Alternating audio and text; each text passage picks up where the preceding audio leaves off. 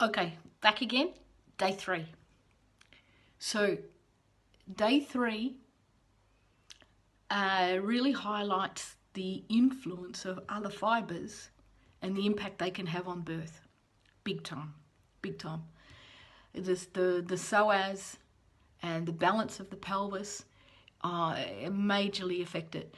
So when we teach this stuff, it's very simple.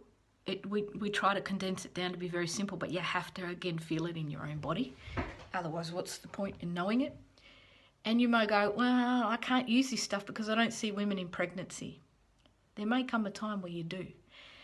But even if you don't, even if you choose to always be a midwife working in a hospital where you don't have access to them in pregnancy, just the fact that you know this in your own being, that could be there, that could be an imbalance that's affecting how the labour's going.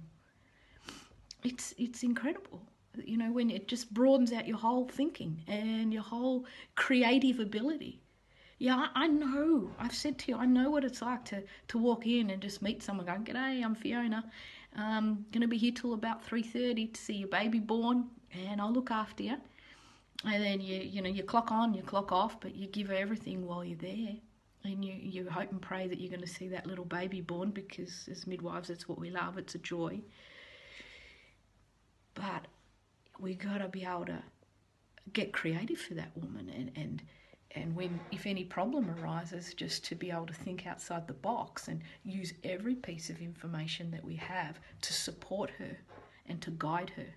Yeah, it's not as ideal, I know, as if you've done weeks and weeks of prep work with her. It doesn't mean you can't be creative. Been there, done that a million times, and you can too.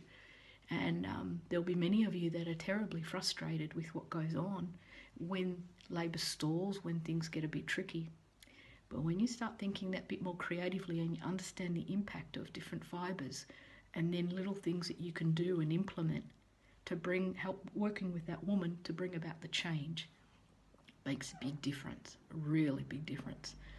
The work on scars, okay, that's often having access to a woman before, but you and I both know that we all have access to women in early labour, or when she's come in or she's frightened, or when she's niggling, or the grand multi that's having a little bit of a run of stuff going on. She goes home, she has another run of labour going on, she goes home, nothing's changing in the cervix, and then finally she comes in and has the baby quickly. We do have access to women while even before they're working that hard, and you got to use those times as best you can. And the scar work is quite amazing. For those of you who get to work with women in pregnancy, the scar work is a phenomenal way of helping a woman drop in.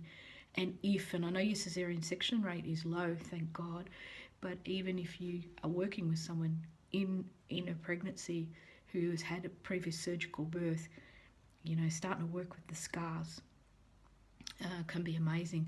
And with that too, to do this other particular manoeuvre, which we didn't write up actually, I'm looking at that now, but I'll show it to you. It's a Thai abdominal massage technique, and it starts to really work with the fibres tucked right into the big butterfly wings of the pelvis, and release a lot of tension in there. And many of the time you can also access the psoas and release a really strong psoas. You can do that at any time, pregnancy or even in early labour. There's no reason why you couldn't release.